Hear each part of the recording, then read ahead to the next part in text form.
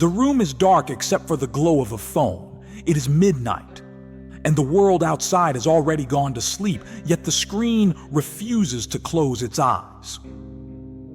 A video loops endlessly. Pastel dresses, bright smiles, the polished choreography of belonging. On RushTok, every gesture looks perfect, but every laugh feels rehearsed.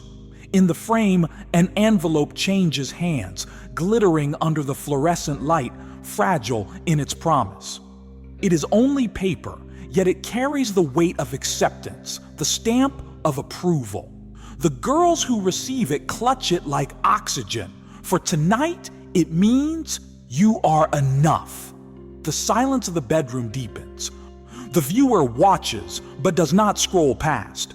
Something holds them here, the recognition of a wound. I remember my own envelope once, not of sororities, but of survival. In the camp, belonging meant a crust of bread, a place in the line, a nod from a guard that spared you. In the hospital wards after the war, belonging meant hearing your name called when you feared you had been forgotten. And outside, in so-called ordinary life, belonging often meant nothing more than receiving a letter, a job offer, a text back from someone who could have chosen anyone. The shape of the envelope changes, but its message remains the same. You matter if you are chosen. We hold on to such proofs with trembling hands, because beneath the glitter of acceptance lies an abyss of silence. What happens if it does not come? Worse still, what happens when it does, but it does not fill the hollow inside? This question, unspoken but heavy, sits in the heart like a stone. The fear is not only of rejection, but of emptiness, of realizing that even when we are picked, we may still feel invisible. I recall the way light would sometimes slip through the cracks of the barrack roof, faint and indifferent. It illuminated us all the same. Those chosen for labor, those chosen for nothing. That light did not discriminate. And yet, in our hunger and fear, we longed for the chosen status, the fragile envelope of survival. In the same way, these girls on the screen do not chase cloth or cards, but something older. The reassurance that they are not alone, that they belong to a circle that will not let them fall. The phone continues to glow. The laughter feels louder than it is. The chants echo like hymns of a new religion. Join us, mirror us, dissolve into us. But I notice the eyes. If you look carefully, there is often hesitation in the eyes. A glance that flickers away from the camera. A smile held just a second too long. Behind the perfection of belonging is the terror of its loss. The scene is simple.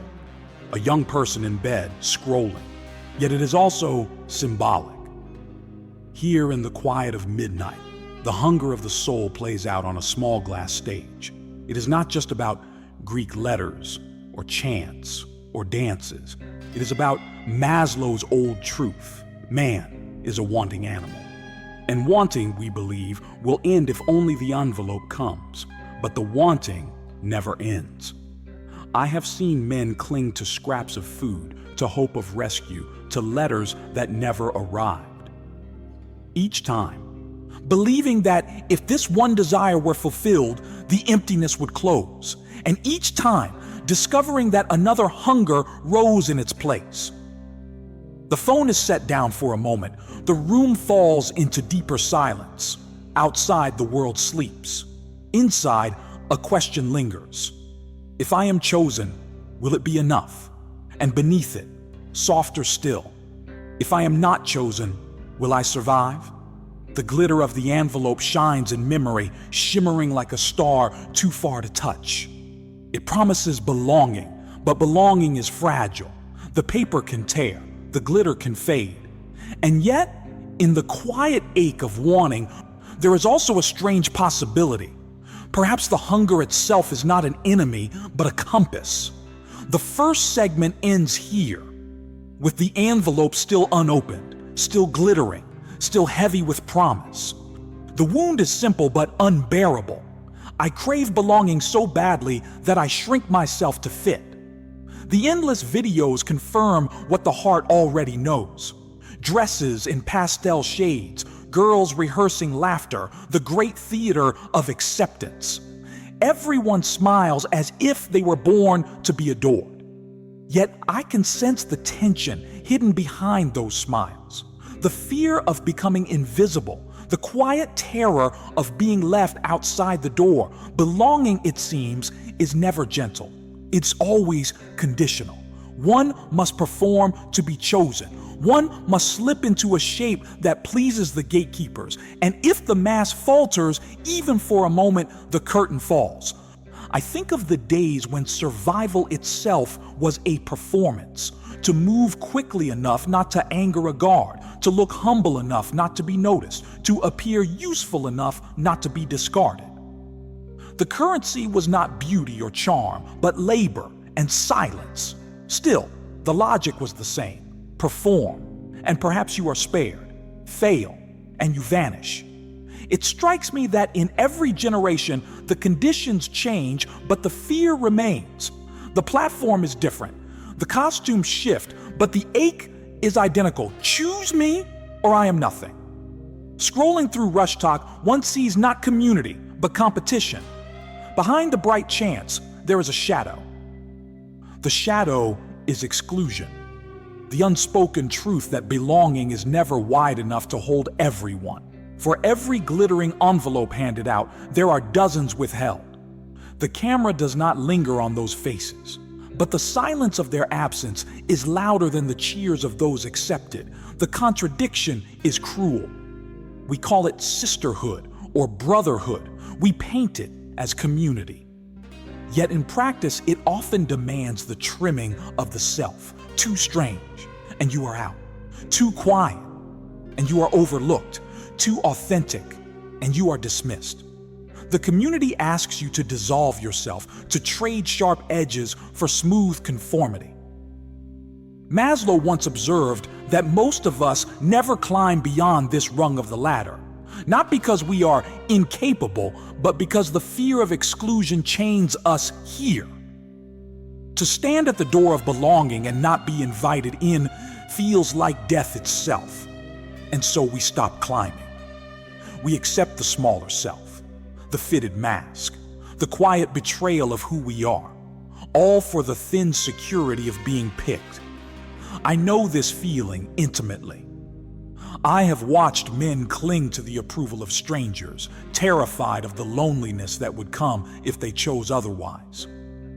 I have felt it in myself, the temptation to disappear into the crowd, to avoid the pain of standing alone.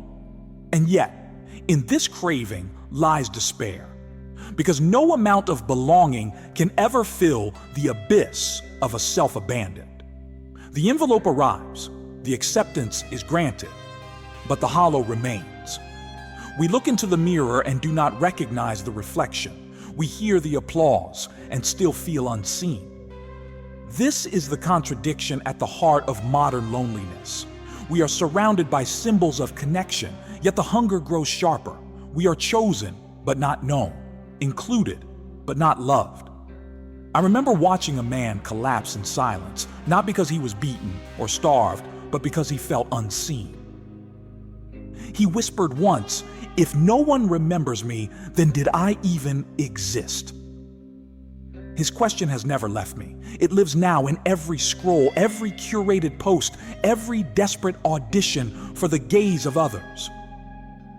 This is what the phone whispers in the dark. If you are not chosen, you are invisible. And worse, if you are invisible, you are nothing.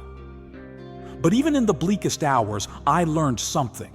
The desire for belonging is natural. To be human is to long for others. But when that longing becomes a prison, when it demands the silencing of the true self, then it no longer nourishes, it corrodes.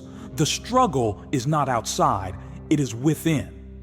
To resist the lie that worth depends on being chosen, to withstand the fear that without applause, life has no value, to hold fast to the truth that even in rejection, one still exists, one still matters. The phone glows, the envelope glitters, the heart beats faster, and inside, the quiet voice repeats, "I crave belonging so badly that I shrink myself to fit." The stage is set for the crack to appear. The moment when the soul asks, "Is this all there is?" There comes a moment, after hours of scrolling, when the images blur together. Faces merge into one another, chants dissolve into static. The glittering envelopes, once so radiant, now look like scraps of paper flickering on a stage. In the silence that follows, the realization lands. Not loudly, not with fanfare, but quietly, like a stone dropped into deep water. Belonging can be a cage. I remember how, in darker days, survival itself felt like a cage. We longed to be inside the circle of safety, but once inside, we discovered that safety had its own chains. There was always something demanded in return, a silence, a surrender, a bowing of the head. We lived, but not freely. Here, too, in this modern ritual, I see the same shape. The glittering card is not simply an invitation, it is a contract. It says, "You are enough, but only on our terms." At first, this bargain feels tolerable. Who would not trade a little of themselves for the relief of being seen? But over time, the cost grows heavy. The mask tightens. The laughter becomes hollow. And one night, after endless performance, the heart asks a question it cannot unhear. If I am loved only when I am not myself, am I loved at all? The envelope from before appears again, heavier now. It trembles in the hand, as if it knows what it carries. Not proof of worth, but the weight of unspoken loss. Every time we accept the terms of conditional belonging, something inside us is set aside, left unopened, like a letter never read. Maslow once warned, "What one can be, one must be." His words ring with quiet urgency. They are not a command, but a reminder. To deny the self is not simply to pause the climb toward our higher life. It is to lose the chance to ever begin. I think of the faces I have known, men who abandoned their dreams for safety, women who silenced their voices for approval, young souls who stayed small for fear of being cast out. Each held the envelope tightly, believing it was life itself. But what they clutched was not life, only permission to remain. The human spirit is not built to remain. It longs to become. The crack in the soul does not arrive with thunder, it comes with a whisper. If I do not change now, I will spend my whole life auditioning for rooms that were never mine. This thought, once spoken inwardly, cannot be unsaid. It is like a hairline fracture in glass, invisible at first but destined to spread. It threatens the entire structure of the false self. And yet, strangely, it does not terrify. It liberates. Because once I see the cage for what it is, the door cannot be unseen. I remember standing one morning in the camp yard, frost biting the skin, my body weak. Around me, despair hung heavier than the cold. And then, in the corner of my vision, I noticed the sky. A pale pink thread, fragile yet undeniable, weaving itself above the roofs. It whispered to me what no human voice had dared. There is still something beyond this cage. In that moment, nothing around me changed. The guard still shouted, the hunger still gnawed, but something within shifted. I saw the cage and knew that my spirit remained free. So it is with the envelope. The symbol of belonging, once radiant, now reveals its truth. It is not life, only paper. It cannot tell me who I am. It cannot hold the fullness of what I am meant to become. Belonging may ease the fear of loneliness, but it will never satisfy the hunger for meaning. And meaning cannot be handed out in envelopes. It must be chosen, claimed, lived. The realization does not erase the fear. The longing for acceptance remains. But alongside it grows a new awareness. I am more than my hunger to be picked. I am more than the silence that follows rejection. And if I dare to step beyond the cage, I may discover the truth Maslow pointed toward. That self-actualization is not a luxury, but a necessity. Not for the few, but for anyone who wishes to live as more than a shadow. The phone rests. The room grows still. The envelope sits heavy on the desk, unopened, its meaning transformed. What was once a prize is now a mirror.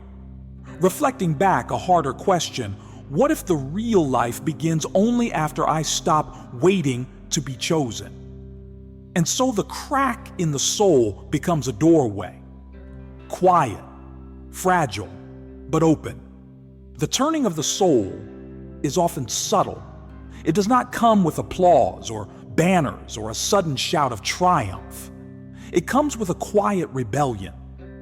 What if the envelope is not the prize?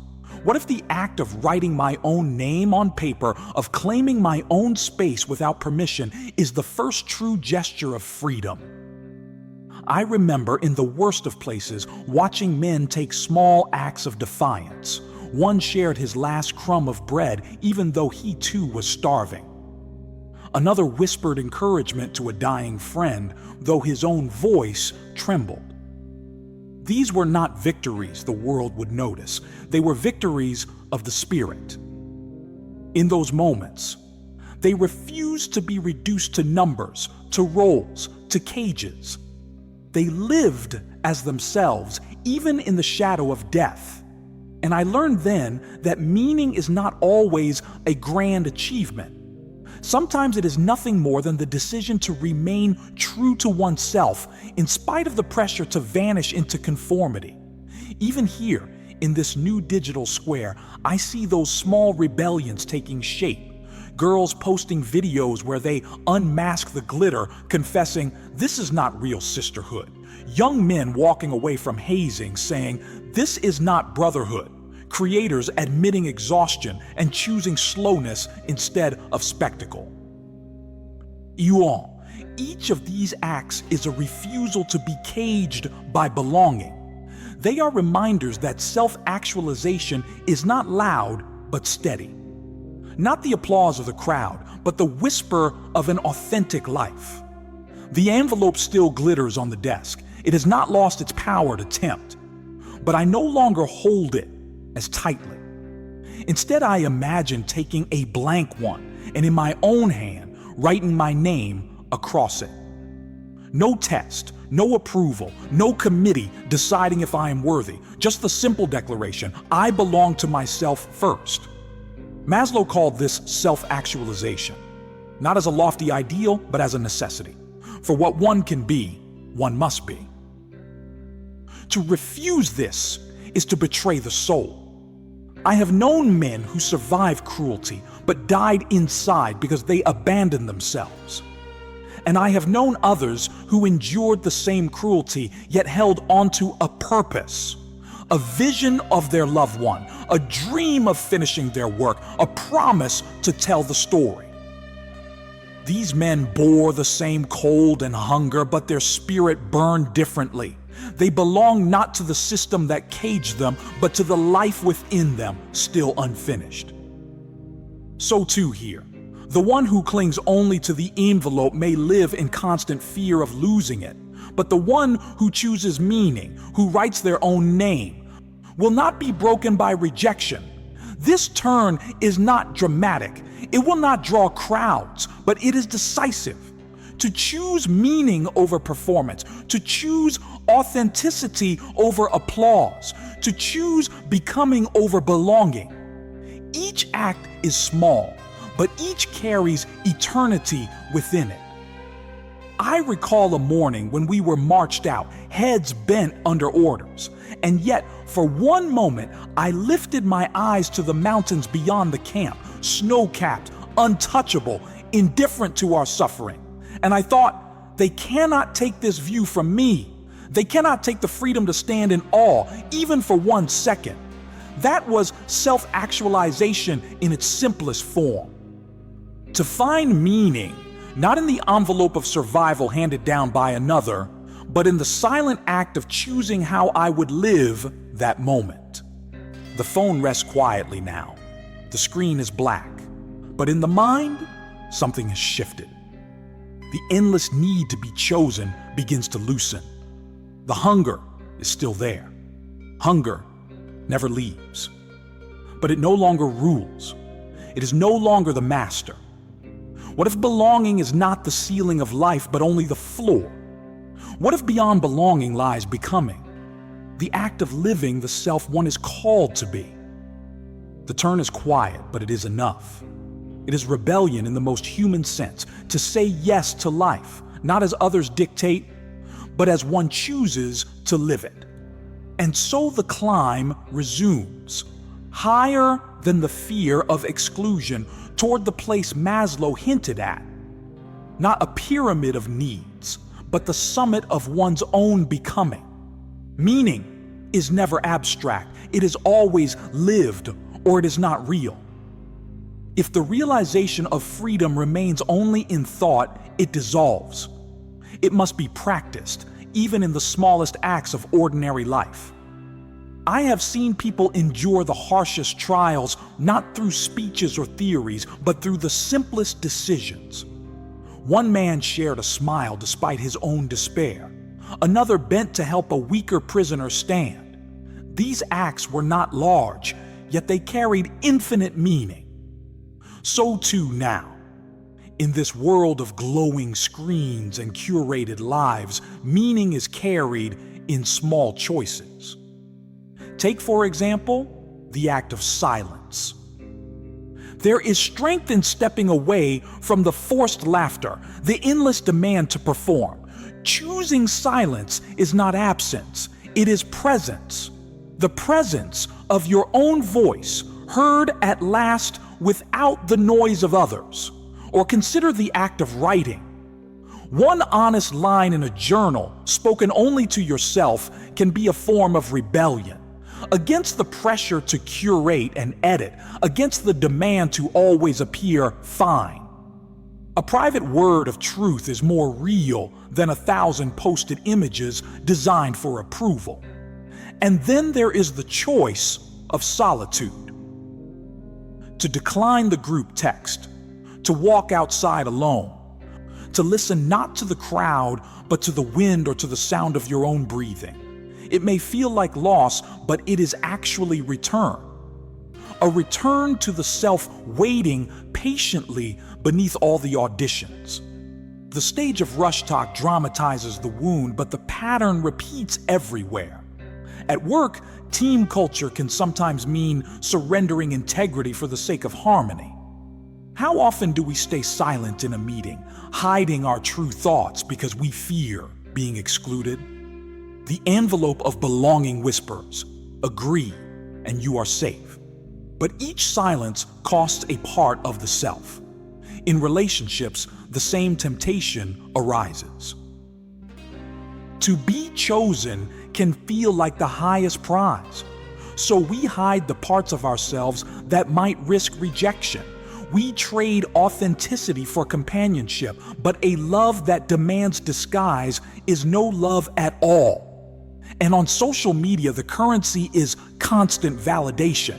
A photo receives likes, and for a moment we feel visible. But the hunger quickly returns, demanding more posts, more approval, more masks. The envelope fills our hands, yet empties our spirit. The risk in all these arenas is existential. It is not merely stress or fatigue. It is the slow erosion of the soul. Each time we choose belonging over becoming, the pile of envelopes grows higher, while the self beneath grows smaller. I have seen what happens when a person loses themselves completely. They no longer live, they merely exist. They no longer speak, they echo. And though they are surrounded by people, they are profoundly alone.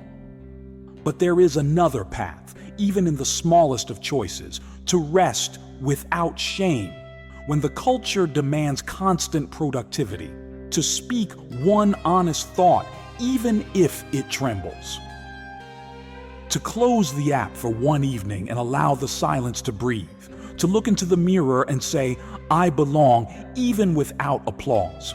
These are not grand achievements. They are not medals or headlines. They are quiet acts of becoming, and each one builds the muscle of meaning. I often return to the words that guided me in my darkest years.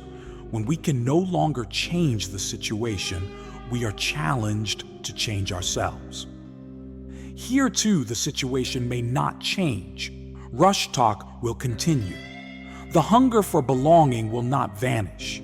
The envelopes will still be handed out and withheld. But within each person lies the freedom to choose a different stance, to refuse the cage of conditional acceptance, and to begin living as themselves. This is the question each of us must face. If I do not stop now, if I continue to audition endlessly, what part of myself will be gone when the curtain finally falls? And yet, within the question lies hope. For the very act of asking, it is already the beginning of freedom. Belonging matters, but becoming matters more. And in the end, it is not the envelope that will sustain us, but the life we choose to write within. The night is almost over. Dawn has touched the room.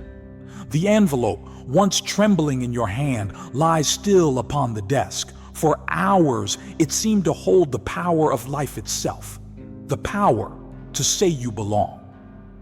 But now, in the quiet, you see it differently. It was never the envelope that gave you worth. It was always you. I learned long ago that meaning does not wait to be granted. It is not handed out like rations, nor withheld like punishment. Meaning is something we must claim, even in the darkest hour. Sometimes, especially then. In the camps, we had no envelopes, no proofs of belonging. Many of us believed we were forgotten, erased. And yet, in the midst of that erasure, some discovered a truth that no cruelty could destroy. The freedom to choose one's attitude, to give life meaning through how we lived it, even in suffering. That freedom remains with you now. It does not depend on the approval of others. It is yours alone to claim. Tonight, take one envelope, literal or symbolic. Write your own name upon it. Do not wait for it to be handed to you. Do not tremble for someone else's signature of approval. Let it be yours and yours alone. This act is simple, but it carries quiet defiance. It says, I belong to myself before I belong to anyone else. My life is not an audition. My worth is not conditional. We often think transformation must be loud, a great leap, a heroic act. But I have found it is the smallest choices that sustain us. A whispered word of encouragement to oneself, a private ritual of remembrance, a candle lit not for ceremony, but for courage. Even now you can create such a ritual. Place the envelope on your desk or bedside. Let it remind you that the truest belonging is not received, but chosen. Each time the hunger to be picked rises, let your eyes fall on that envelope. And recall, I am already chosen. By myself, for my own becoming. Do not mistake this for arrogance. It is not the denial of others, nor the refusal of community. It is the recognition that true community can only be built by those who are whole, by those who come as themselves, not as fragments dressed for acceptance. If you begin from the truth of your own belonging, then every bond you form will be freer, cleaner, more enduring, because it will not be based on masks or performance. It will be based on authenticity. I ask you gently to consider, if you do not change now, what will be lost? Not money, not status, not even relationships. What will be lost is the only thing irreplaceable, yourself. And no one can give you back what you have surrendered of your true being. But if you begin, even with this single act, an envelope bearing your own name claimed in your own hand, then you have taken the first step away from auditioning and toward living. Perhaps tonight, before you sleep, place that envelope somewhere visible, or whisper aloud, "I choose to become," not just belong. It may feel small, it may feel fragile, but meaning often begins this way, as a flicker of flame against overwhelming dark. And flickers, when tended, can grow into lights that carry us through. So let me leave you with this question, the same one that carried me through despair. If I do not change, what will I lose that no one can give back? And let me leave you also with this blessing. May you find the courage to choose yourself, and in doing so, discover the meaning that was waiting for you all along.